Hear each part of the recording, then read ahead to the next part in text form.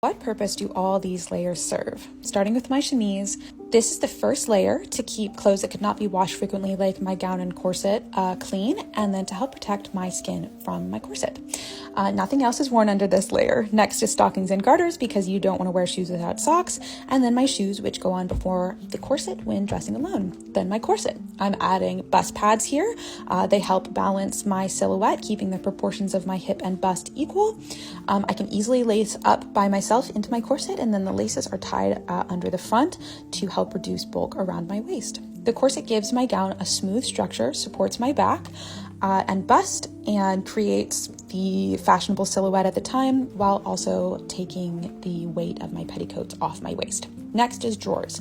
These are split down the middle for ease of use.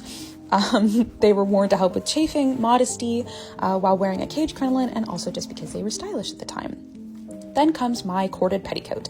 This petticoat is full of rows and rows and rows of cotton cord. The petticoat was dipped in starch, and those cords soak up starch and help the skirt stand out away from my legs to create the full skirted shape that was stylish at the time.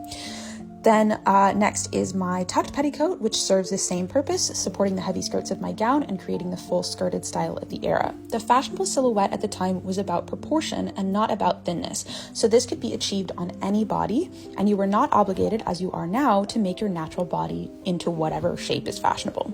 Finally is my wool gown. This is called a wrapper and was some of the most casual clothes worn in the era, and is intended to be worn as inside clothes only and as a work dress. Then lastly is my pinafore. This is worn pinned to the front, mostly just because it's cute. Lots of clothes were historically pinned shut. The pins go between a couple of layers of fabric so they don't poke you, and the apron is worn to protect your gown because your gown was often not able to be washed frequently. And that's it. It seems really foreign to us now, but I worked in living history and I wore clothes like this every day, and it is more comfortable and more functional than you might imagine, and it's also so beautiful.